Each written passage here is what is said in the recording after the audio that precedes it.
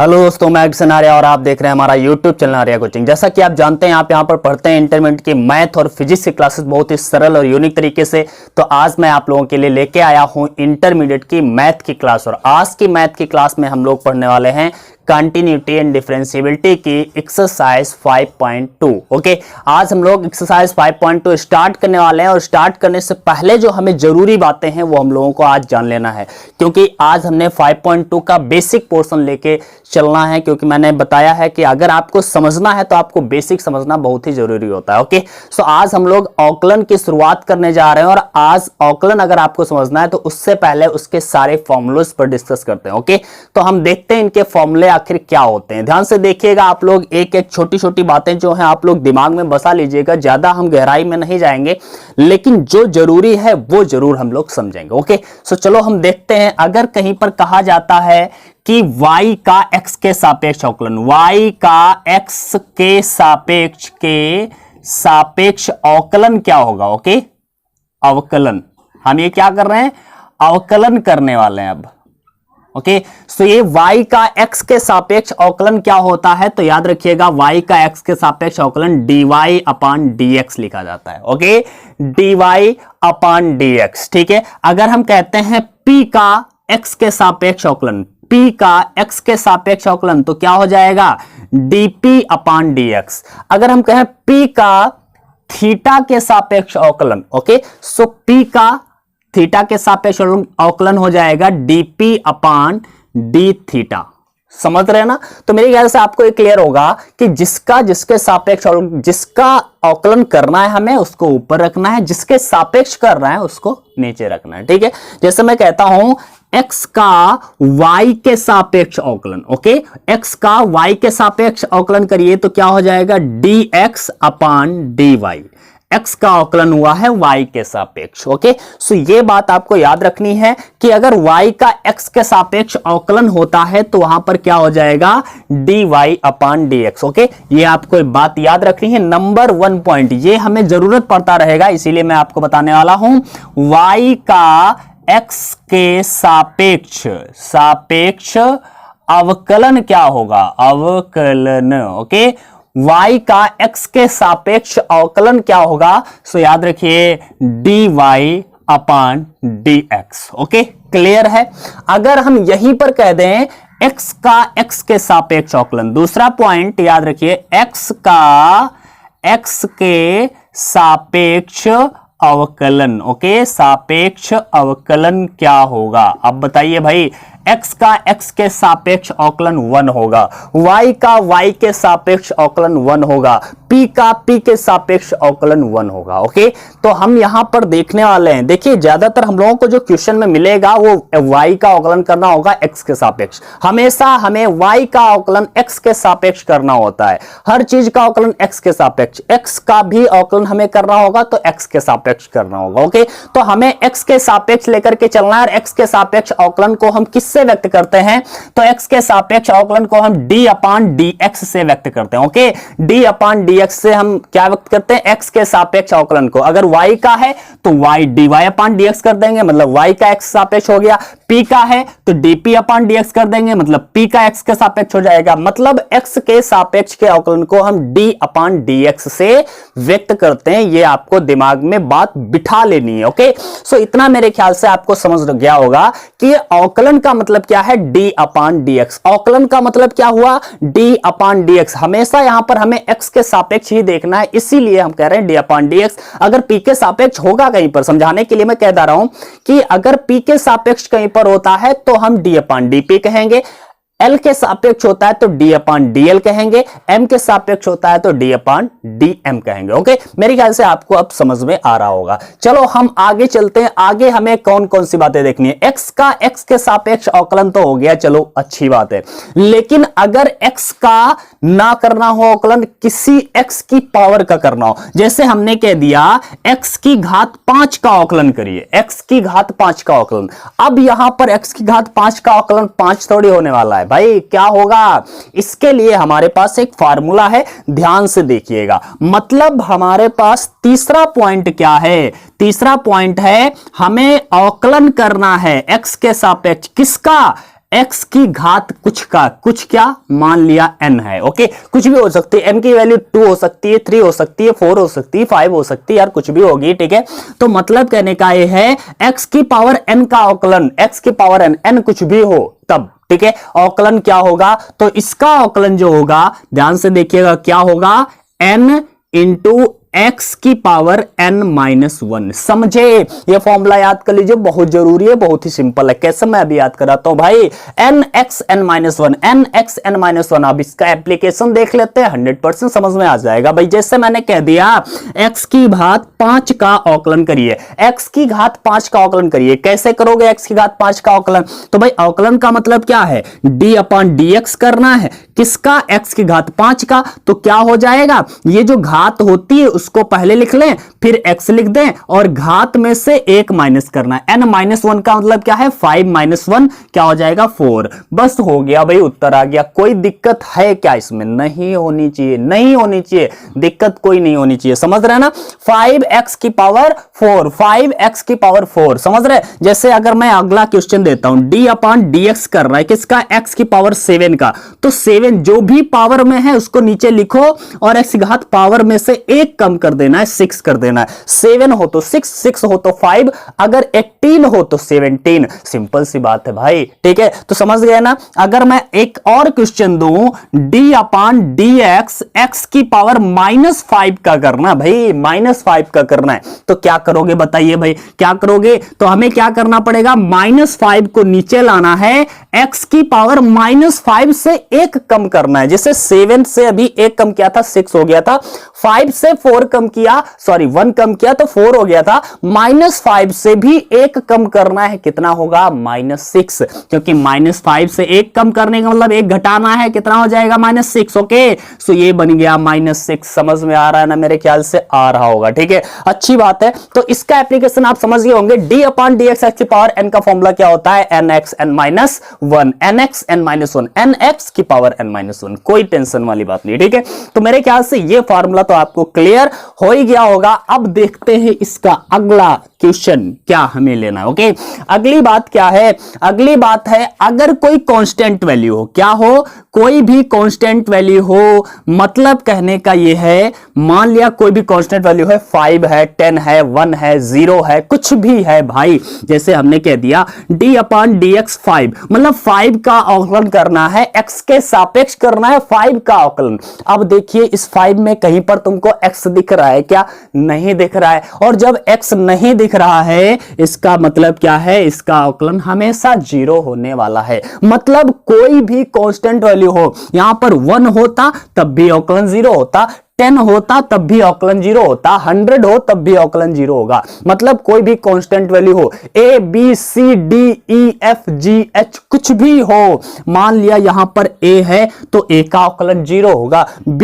है तो b का अवकलन 0 होगा। क्यों, क्योंकि ये भी कांस्टेंट है, क्योंकि यहां पर x के सापेक्ष कहा गया है और इसमें x है नहीं। अगर इसमें x होता तो हम उसका अवकलन करते, x के अलावा कुछ भी है तो उसका अवकलन क्या है, 0 है। समझ रहे हैं ना, तो ये बहुत ही सिंपल सी बात है, आपको ये समझना है। ओके, तो ये आपको बात समझ में आ गई होगी कि किसी भी कांस्टेंट वैल्यू का अवकलन क्या होने वाला है, 0 होने वाला है। क्वेश्चन नंबर 4 नहीं है ये, फार्मूला हम कह सकते हैं। ओके, तो अगला टॉपिक देखते हैं भाई। अगला फार्मूला क्या है, याद रख लेना ये सारे फॉर्मूले। d/dx मतलब हमें x के सापेक्ष अवकलन करना है, किसका करना है, e की पावर x का। ओके, e की पावर x का अवकलन अगर करना है तो क्या होगा, e की पावर x का e की पावर x ही होता है, याद रखिए, e की पावर x का e की पावर x ही होता है, कोई चेंजमेंट नहीं होता, ये याद रखिए। ओके, तो मेरे ख्याल से आपको याद हो गया होगा। अब और देखते हैं इसी प्रकार अगर हम लॉग की बात करें तो log x का, log ex का मतलब log e बेस x का जो अवकलन होता है x के सापेक्ष, d/dx मतलब है x के सापेक्ष, ठीक है, तो क्या होता है, 1/x होता है। क्या होता है, 1/x होता है, याद कर लीजिए, बहुत काम आने वाला है। आगे और हम देखते हैं, अगला है जैसे इसी प्रकार हम अगर बात करें d/dx एक की पावर x, ओके, एक की पावर x का जो अवकलन होगा वो क्या होगा बताइएगा। किसी को पता है क्या आप लोगों में से एक की पावर x का जो अवकलन होता है वो क्या होता है? एक की पावर x का जो अवकलन होता है एक की power x log e a होता है। क्या होता है? एक की power x log e a होता है, मतलब e बेस a होता है। ये फार्मूला याद कर लेना, ठीक है। आगे अगला फार्मूला और आपको बताते हैं, देख लेते हैं एक बार जगह है या नहीं नीचे। चलो अभी दिख रहा है, अच्छी बात है। तो और हम आपको एक फॉर्मूला बताते हैं, d upon d x, okay. एक की पावर x का हो गया है लॉग की बात करें a बेस x हो, मतलब e के अलावा कोई भी बेस हो, a हो, 10 हो, 5 हो, a का मतलब कोई भी कांस्टेंट हो सकता है, ठीक है। तब हमारा फॉर्मूला क्या हो जाता है? तो ऐसी कंडीशन में फॉर्मूला 1 अपान x इंटू लॉग ए ई होता है, ओके। 1 अपान एक्स इंटू लॉग ए ई, ये फॉर्मूला याद कर लीजिए। 8 फॉर्मूले मैंने यहां पर लिखे हुए हैं, ठीक है। ये सारे के सारे फॉर्मूले आपको याद होने चाहिए भाई। अभी और लिखने वाले हैं, परेशान मत होइए, ओके। सो हम देखते हैं आगे के फॉर्मूले, ध्यान से देखिएगा। 8 के बाद नवा फॉर्मूला मैं आपको बता रहा हूं। चलते हैं ट्रिग्नोमेट्री फंक्शन में, और ट्रिग्नोमेट्री फंक्शन में जो फॉर्मूले हैं वो हम लोग देखते हैं आखिर क्या है, ओके।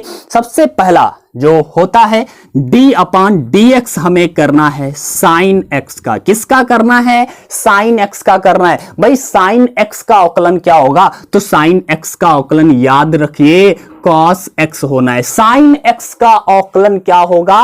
cos x होगा। इसी प्रकार अगर हम बात करें d upon d x, cos x का अवकलन क्या होगा? तो cos x का अवकलन होगा बच्चा माइनस साइन x, ओके। क्या होगा? Minus sine x। इसी प्रकार अगर हम बात करते हैं d upon d x tan x की, तो टेन एक्स का अवकलन क्या होता है? tan x का जो अवकलन होता है वह होता है sec स्क्वायर x। क्या होता है? sec square x। इसी प्रकार अगला क्वेश्चन है d upon d x cot x का अवकलन क्या होता है? तो cot x का होता है माइनस cosec स्क्वायर x होता है। याद रखिए, बहुत ही इंपॉर्टेंट है, आगे यूजफुल है।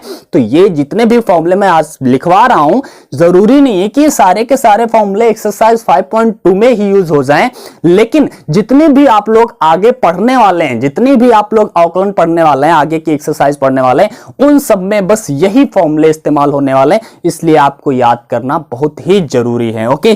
तो चलो हम चलते हैं, अगला देखते हैं फार्मूला। अगला फार्मूला देखते हैं d अपान डी एक्स सेक एक्स की बात करते हैं। सेक एक्स का फॉर्मूला क्या होता है? तो बच्चा सेक एक्स का जो फार्मूला होता है वो होता है sec x into tan x, okay. Sec x into tan x याद रखिएगा।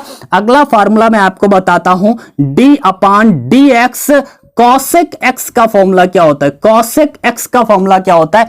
Minus cosec x into cot x, okay. याद रखिएगा, सेक और टेन का कॉम्बिनेशन रहता है और कॉसेक के साथ में कॉट का कॉम्बिनेशन रहता है, ओके। तो ये हमें याद रखना है। आगे हम देखते हैं 15 नंबर। अब देखते हैं इनवर्स ट्रिग्नोमेट्रिक फंक्शन के जो फॉर्मूले हैं। जैसे अगर हम बात करें d upon d x sine inverse x हो, अगर क्या हो? Sine inverse x. अभी साइन एक्स का क्या था? cos x, okay. अब साइन इनवर्स x का क्या होगा? तो साइन इनवर्स x का याद रखिएगा 1 upon root 1 minus x square, okay. 1 upon root 1 minus x square याद रखिएगा, 1 upon root 1 minus x square. आगे चलते हैं, अगला क्या है? d upon d x cos inverse का बताइएगा भाई। तो cos इनवर्स का क्या हो जाएगा? सिंपल सा आंसर है, बस इसमें माइनस लगा दीजिए। Minus 1 upon root 1 minus x square, बस उसी तरह है, केवल माइनस लग गया है, साइन वाला ही होता है, बस माइनस लगा देना है, ठीक है। इसी प्रकार d अपान डी एक्स, अगर हम कहते हैं d upon d x tan x का क्या होगा? तो tan इनवर्स x का क्या होगा? तो tan इनवर्स x का क्या होना है? 1 upon 1 plus x square. 1 upon 1 plus x square याद रखिए, 1 upon 1 plus x square. d upon d x cot inverse x का क्या होता है बच्चा, तो कॉट में माइनस का 1/1 प्लस एक्स स्क्वायर होता है, केवल tan वाला ही होता है, बस माइनस लग जाता है। याद रखिए tan का साइन का ये बहुत यूज होने वाले हैं, तो इनको जरूर याद रखिएगा। आगे d/dx सेक इनवर्स एक्स का जो अवकलन होता है क्या होता है, तो सेक इनवर्स एक्स का होता है 1/x root x square minus 1। Okay, 1/x root x square minus 1। इसी प्रकार अगर हम बात करते हैं d/dx कॉसेक इनवर्स एक्स की, कॉसेक इनवर्स एक्स की, तो इसका क्या हो जाएगा माइनस का 1/रूट एक्स स्क्वायर माइनस 1। कहने का मतलब सिर्फ इतना है, कॉसेक जो सेक का था वही कॉसेक का है, बस माइनस लग गया है। तो ये छोटी छोटी बात आपको समझ में आ रहे होंगे, मेरे ख्याल से फार्मूले आपको क्लियर हो रहे होंगे।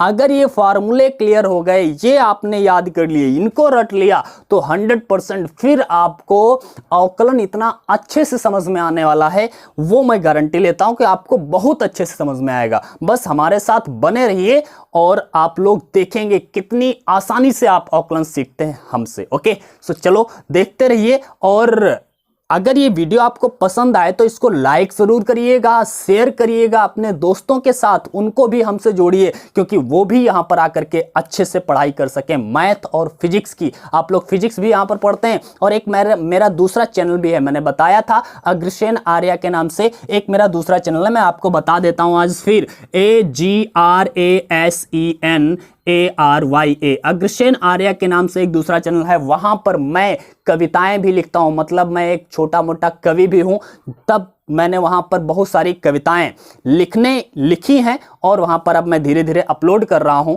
ठीक है, गा करके सिचुएशन के साथ में आप लोग सुनिएगा, आनंद आएगा, और उस चैनल को भी सब्सक्राइब करिएगा। ओके, चलो हम चलते हैं और कुछ फॉर्मूले देख लेते हैं। ये 16 था, 17, 18, 19, 20 हमने बता दिए हैं। आगे अब चलते हैं, दो फार्मूले जो कि बहुत ही इंपॉर्टेंट हैं, जरा इसमें देखिएगा, इसमें और उन दो फार्मूलों में क्या अंतर होने वाला है। ओके, बहुत ही बड़ा अंतर है। यहां पर देख रहे हैं अभी तक जितने भी हमने अवकलन देखे, e की पावर x में x एक ही जगह पर है, log ex x एक ही जगह पर है, x की a की पावर x कहीं पर दो जगह पर x नहीं दिख रहा है, दो जगह पर x नहीं दिख रहा है, केवल एक ही जगह पर x दिख रहा हो। लेकिन अगर कभी ऐसा आ जाए, कहने का मतलब है क्वेश्चन में दे दिया हो x e की पावर x, इसका अवकलन करिए भाई, x e की पावर x, तो क्या इसके साथ ऐसे हम गुणा करके x स्क्वायर तो नहीं कर सकते ना, x इंटू e की पावर x। अब दो जगह हो गया x, यहां पर भी यहां पर भी। जितने भी फार्मूले मैंने बताए हैं भाई, वहां पर हमें देखना है ये कि जो भी हमने फॉर्मूले बताए सब में एक जगह पर x है। ठीक है, अब यहां पर अगर दो जगह पर x इंटू में आ जाता है, तब हमें क्या करना है बच्चा, तब हमें क्या करना है वो मैं आपको बताने वाला हूं। उसके लिए फार्मूला कौन सा अप्लाई करना है, कैसे हम उस फार्मूले को अप्लाई करेंगे, ध्यान से देखिएगा। ठीक है, तो हम इसको जरा मिटा देते हैं, और साथ ही साथ अगर आपको भाई वीडियो पसंद आ रहा है तो इसको लाइक करिएगा, शेयर करिएगा, और चैनल अगर पहली बार आए हैं चैनल पर ना, तो चैनल को सब्सक्राइब करिएगा, और अपने दोस्तों को भी बताइएगा, और उन्हें भी इस चैनल से जोड़िएगा। ओके, सो चलो हम तुमको बताते हैं वो बहुत ही इंपॉर्टेंट फार्मूला, जब दो x हो तब हमें क्या करना है। ओके, तो जब दो x होते हैं तो उसमें एक को हम u और दूसरे को v मान लेते हैं, या फर्स्ट और सेकंड मान लेते हैं, कुछ भी कहें, फर्स्ट सेकंड माने या u v मान लें, कोई दिक्कत बात नहीं है। हमने मान लिया है u एंड v। अगर u और v इनटू में है, मतलब दो x हैं, एक को u माना एक को v माना, दोनों पदों को हमने मान लिया। ठीक है, अब हमने यहां पर क्या बताया, यहां पर इसको फर्स्ट सेकंड भी मान सकते हैं, अपनी सोच है। ठीक है, तो यहां पर हम क्या कर सकते हैं, यहां पर जब हम अप्लाई करेंगे, मतलब इसका हमें अवकलन करना होगा x के सापेक्ष। ठीक है, तब हमें क्या करना होगा, फर्स्ट जो है पहले फर्स्ट को ऐसे ही हम छोड़ देंगे, और यहां पर क्या करना है, सेकंड वाले का हमें कर देना है अवकलन। ओके, फर्स्ट को ऐसे ही छोड़ देंगे, सेकंड वाले का अवकलन कर देना है, फिर प्लस लगाएंगे, अब की बार सेकंड को ऐसे ही छोड़ देंगे और फर्स्ट वाले का अवकलन कर देना है, बस हो जाएगा इसका अवकलन। समझ रहे हैं ना, एक मैं एग्जांपल लगा के दिखाऊं क्या, मैंने वही क्वेश्चन ले लिया जो अभी मैंने दिया था। d/dx x इंटू ई की पावर x हमें करना है, x इंटू ई की पावर x अगर हमें करना है तो क्या करना होगा बच्चा, ध्यान से देखिएगा। यहां पर हमें क्या करना है, ये हो गया u, ये हो गया v, x ऐसे ही रहेगा, मतलब u ऐसे ही रहने वाला है, x को ऐसे रख दिया, d/dx v क्या है, e की x ऐसे रख देते हैं, प्लस v ऐसे रख देते हैं, v का मतलब e की पावर x है, d/dx u क्या है, x है तो x ऐसे रख दिया। अब चलो कर देते हैं, x को तो ऐसे रखना है, सेकंड मतलब v का अवकलन करना था, e की पावर x का अवकलन क्या होता है, d/dx e की पावर x क्या होता है, मैंने अभी लिखवाया था फॉर्मूला, e की पावर x का e की पावर x ही रहता है, कोई चेंजमेंट नहीं होता है। ओके आगे चलते हैं, e की पावर x ऐसे लिख दिया हमने, x का अवकलन क्या होता है, अभी मैंने लिखवाया था x का x के सापेक्ष अवकलन करना है यहां पर, तो क्या हो जाएगा, 1 हो जाएगा, क्या हो जाएगा, 1 हो जाएगा बच्चा। e की पावर x यहां पर हम कॉमन ले सकते हैं तो क्या बचेगा, x + 1 हो गया अवकलन, समझ रहे हैं ना। तो ऐसे हम इनका अवकलन करेंगे जब भी दो जगह पर होंगे x। ओके अब हम देखते हैं एक और फार्मूला जो कि बहुत ही इंपॉर्टेंट है, वो क्या है, अगर इनटू में है 2x तो हम ये अप्लाई करते हैं, लेकिन कभी अगर आ जाता है अपान में 2, जैसे x अपान e की पावर x आ जाए, तब u के अपान में v अगर हो, ऐसी कंडीशन में हमें कौन सा फॉर्मूला अप्लाई करना होता है, ध्यान से देखिएगा। तो इसमें हमें क्या करना होता है, ध्यान से देखिएगा, ये अंश है, ये हर है, जब अंश हर होता है तो हमें क्या करना होता है, सबसे पहले हमें याद रखना है, जो हर होता है हर को ऐसे ही लिखते हैं, मतलब v को ऐसे ही लिखना है, v को ऐसे ही लिखना है, इंटू में d/dx u का कर देना है हमें अवकलन। ओके माइनस लगाना है बीच में माइनस लगा के, अब की बार u मतलब अंश को ऐसे ही छोड़ देना है और अवकलन कर देना है हर का, मतलब v का अवकलन कर देना है। ओके ऐसे करने के बाद में अपान में क्या करना है, अपान में जो हर है हर का स्क्वायर कर देना है, बस हो जाएगा अवकलन। कितना इजी है, ठीक है। मैं एक एग्जांपल आपको बताता हूं, जैसे d/dx यहीं पर दिया गया है, x अपान e की पावर x या e की पावर x अपान x कुछ भी दिया है। चलो हम करते हैं, सबसे पहले क्या करना है, हर वाले को ऐसे छोड़ देना है, d/dx किसका करना है, अंश का करना है, आगे माइनस लगाया, अंश को ऐसे छोड़ देना है, d/dx किसका करना है, e की पावर x का करना, मतलब हर का करना है,